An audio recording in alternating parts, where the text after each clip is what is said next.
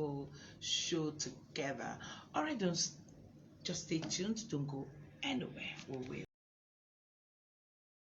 back.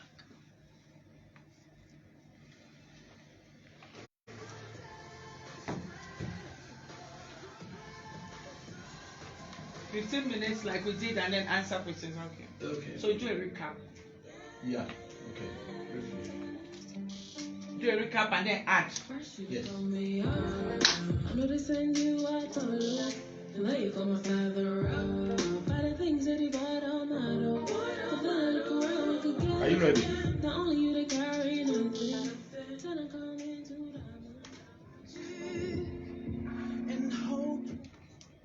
You're welcome back, still on your program Table for Two, where we unveil the matters of the heart. Talking about why relationship fail. Relationship, makes the world go round. It's said. Relationship is everything we need. If you want to go far in life, you need relationship. If you want to go down in life, then relationship can make you go down. So relationship has everything it takes to make a man. So why does it fail? Now, coming down to relationship between parents, relationship between brothers, relationship basically between siblings, relationship between colleagues in the office, friendship relationship, and then relationship between husband and wife. Why does this relationship fail? What happens? Okay, I have a wonderful guest in the house, and he did justice last week, and we shall be wrapping up this topic today. And just join me, welcome Dr. Daniel Otto. Doctor, you're welcome, sir. Thank you very much. All right, so talking about relationship is gonna do a recap, and then all right, you can follow us right away on Facebook, Instagram Gift Lamuels, Facebook Gift Lamuels, and you can gladly follow my page, Gift Adeza Lamuels. My page, Gift Adeza Lamuels. Please do like, comment, and share. Do like, comment, and share. So, Doctor, over to you. Okay, thank you very much. Welcome, sir. Welcome viewers and listeners of this radio program about relationship. And we said that no one grows from a tree. In fact, no human being grows from the soil. Everyone grows from a family. And so, this topic of relationship is very, very important. And so, we need to talk about it. So, we discussed last week on what relationship is, and why relationship fail, we classify them into three major areas: before marriage, during marriage, and after marriage. And I think it will be better that way, so that we can look at it in a broad sense. So we talked about before marriage, that there should be adequate preparation. For any journey in life, preparation is key. And so we need to be prepared for this journey, because marriage is a journey, relationship is a journey. In fact, somebody said that for every new level, there is a new devil. For any level you want to reach in life, the devil is waiting for you. So you must adequately prepare for that level. If not, you will not go to the next level. And so preparation is very, very key. What kind of preparation are we talking about, which is very key? Many people wait till when they approach marriage time before they begin to prepare. But preparation should take adequate time before marriage. Preparation should start when you know yourself, you are conscious that you are going to marry, and that you are not going to be a reverend sister, or you are not going to be a reverend father. That is when your preparation should start.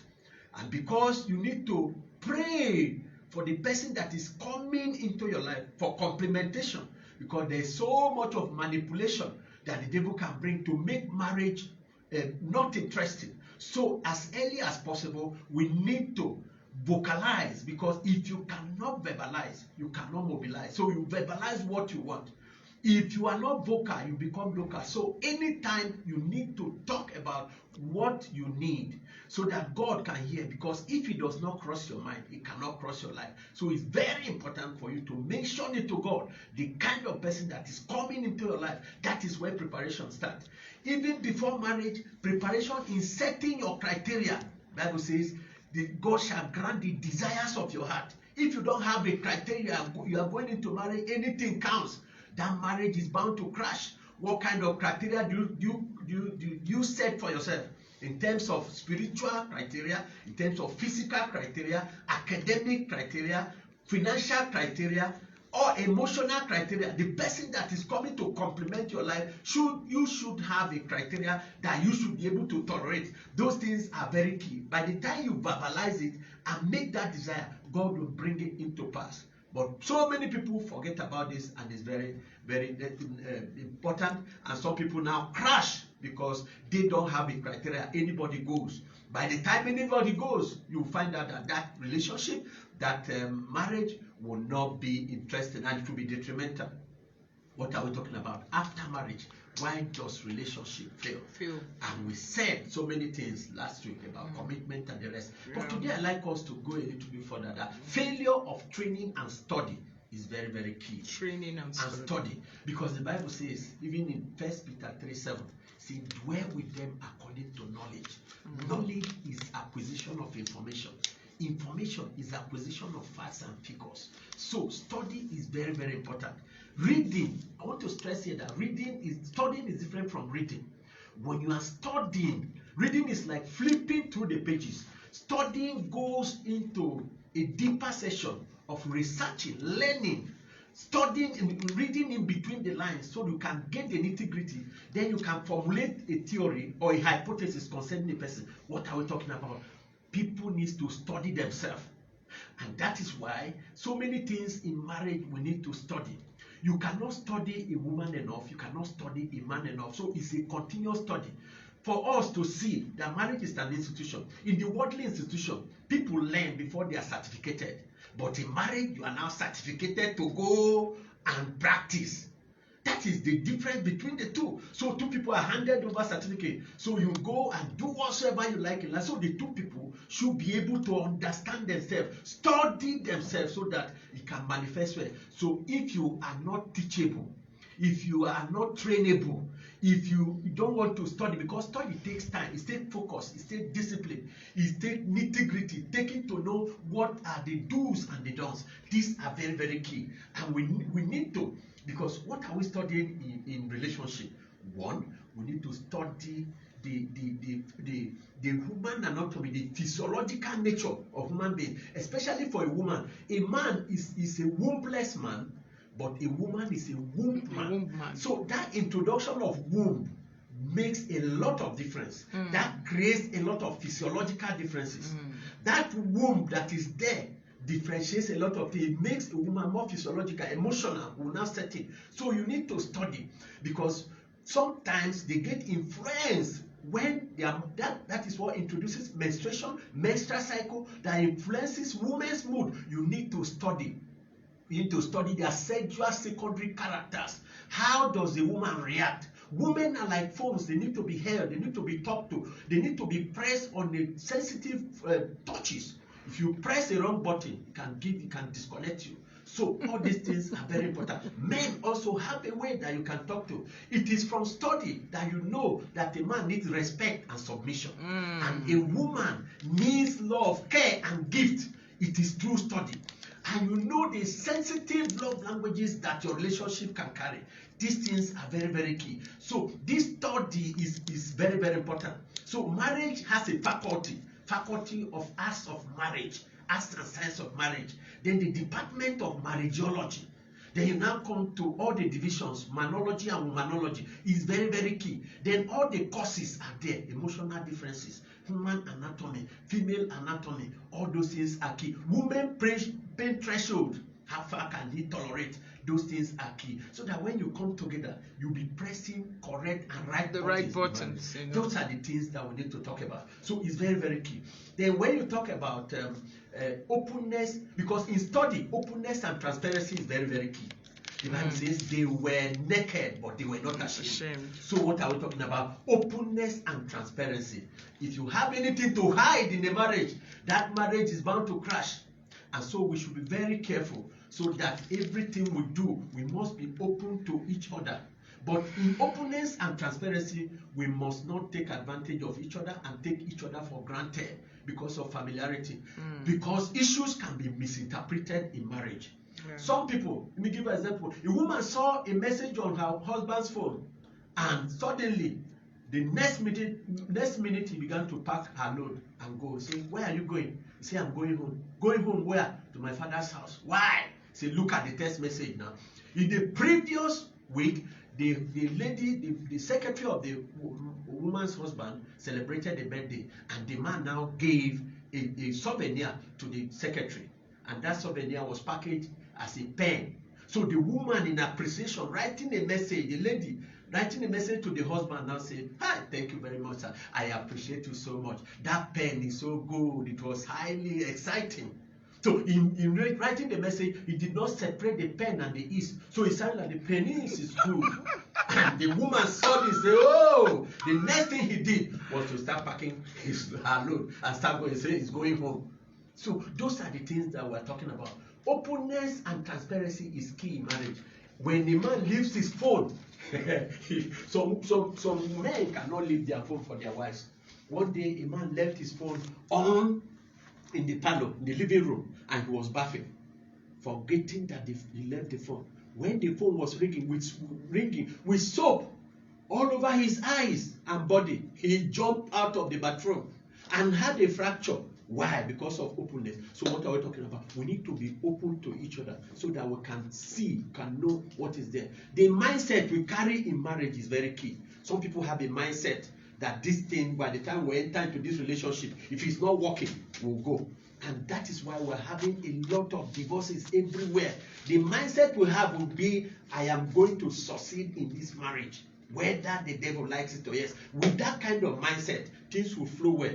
But when you have a mind thinking that, if anybody misbehaves, I am backing out, that does not survive well. So these are key issues that we need to talk about, and it's very, very key. So these are things that we need to talk. Then anger. Let me talk about anger before we now take other things. Anger in marriage is very, very key. Once you cannot control your temperament, it is a key to disaster. One thing that ladies and men does not know is that once there is anger, anger blocks the limbic system. That is the seat of love. The seat of love making. So when people are angry at each other, they can be in the house for 6 months, 1 year. Nobody can approach each other. They will be living like brothers and sisters. Why? Because of anger. So anger is very, very key. We must deal with anger in every sense. One psychologist said, why do people shout on each other when they are angry? Is because there is a psychological distance that is brought in when there is annoyance. And so people become far apart when they get angry at each other. And so when people are in love, they talk softly to each other. Why? The distance is reduced. So we now proceed, when people are in love, they proceed from distance in communication to now talking softly, from verbal to non-verbal communication. This is what relationship is all about. And we need to talk about it. Very, very important, so that we can manifest. Complaint, murmuring are all forms of anger that can disrupt marriages. Those are the reasons why marriages fail, and we need to talk about that. So, right. Yes. Thank you so much, sir. Thank you. Anger destroys a lot. A lot. Okay, anger destroys a lot, and then talks about openness and transparency. So whatever you do in any relationship, no matter how bad it has become, Dr. Utu said we should try to be open, try to be transparent. Yes. No matter past histories, no matter what terrible you have done in the past, as far as you have a relationship you really want to cherish and keep, then pour it out, say it out to that one person. And then failure to studying and learning. A lot of us don't study. Okay, so you need to study and know that women want to be loved, they want to be cared for, and they love gifts. Okay, are you trying to say that men don't love gifts here? Both of them love gifts. And are you trying to say that men don't want to be loved? Yeah. And cared for? Okay, Yes. I'm just putting up, but yeah, but there are priorities. men have more practice of respect and submission. Okay, so the women don't want the respect. Is that okay? Women, the love will be more, because in the hierarchy, man is on top there. Even as small as a man is, he wants that respect so much. So once it is abused, you start seeing the other beast aspect of the beast side of the man. So that respect, they want it. It's in their blood. You can keep your love, you can keep your care, you can keep your gift, but respect. That respect is key. All right, I'm sure you've heard that. So women, respect your man. Respect your man. You know, make him feel like a king. You know, no matter what. You know, sometimes men can be interesting, but just keep making him feel the king, and you will love it. Okay, so men, you heard love. Give gifts. Take them out. Take her out. Not the family now. Take her out. Specifically. You know, specifically treat her like a queen. You know, and when you treat her like that, then respect comes. Yes. That's why the Bible says men should love first. Yes. Okay, when there is love, a woman can do anything. If you want respect, she'll give it to you, but you have to learn. Love is amazing. You know, anything can happen when love exists. Wow. Okay, so women, don't forget that though I'm trying to talk for you, don't forget to respect. All right, you don't need to be insultive, you don't need to be abusive. Think before you talk. Yeah, I want to understand that women talk more than men. Yeah, it is in study. You know that a woman can talk up to 15,000 words a day, while men talk less than 1,000 words a day. Really? Yes. So 15,000 to 1,000. They are consultants in talking. In fact, they are specialists in talking. Really? So if you don't understand that, you can disfigure somebody's face if he's talking too much. So you need to be patient when they are talking. Just classify them as they are consultants and specialists in this area. You may allow them to offload what they are saying. Wow. It's very, very key. Okay. So women, you've heard. Please let's learn how to talk less. Very important. Please, let's learn. And I know most times women want to be heard. Yeah. And most times men don't listen. So it's actually part of the study thing. Yes. Women just want to talk. So just hear me. So listen. Please listen. And the man will say, make it brief. Yes. Make it brief. I am busy. Because there's this busy thing, you know, this busy mind. In fact, mindset. There are so many things to talk about this. Even if we have 10 episodes, so the man is like, make it brief. The woman is talking, and when you cut her off, she attacks. I'm telling you. So especially when the man is tired. When he's tired. So most times, most times we need to know when to start the talk and when not to talk. Very important. Try to understand. You know, doctor talked about understanding, lack of preparation, lack of understanding last week. If you understand your man, you know when to talk and when not to talk. Yes. Just look into his eyes. You know when to give way and when to. Don't say it's today. It must happen. You're going to have lots of negative energies going on for you. Please don't go anywhere. Stay tuned. Don't go away. We'll be back. Tables for Two, your number one relationship and life issues program on Armed Forces Radio 107.7 FM Abuja. It is new, it's informative and educative. Table for Two with Gift Adaize Lamuels every Thursday 7 p.m. to 7:30 p.m. Alert your friends and relatives. It's T for T. That is Table for Two, unveiling the matters of the heart. Keep a date, you don't have to miss it. I've seen Welcome back. Still on your program Table for Two, where we unveil the matters of the heart. Now you can call us and make your comments, ask questions, and then it's actually very welcome. Don't forget to comment or ask question right there on Facebook, on Instagram, or any other social media handle.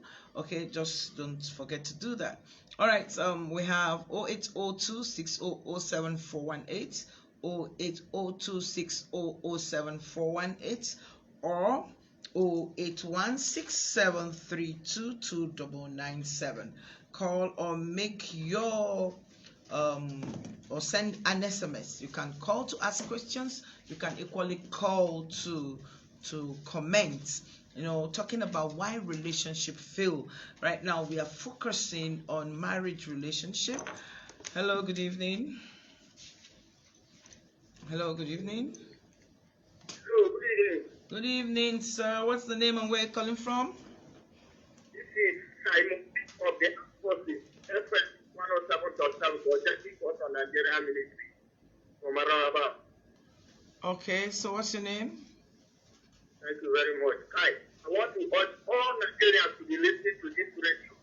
It gives us more powerful information. I'm very happy for this program. This is my first time. Wow. Wow, thank you, sir. All the time, but today, I just remember listening this evening on this particular day, and I really enjoyed this program. I thank God. I learned a lot. I never married, but this kind of program that I want, and I pray, and I participate in it every Thursday. By this time, I will listen to it, so that when I get married, it will be very okay for me. All right. What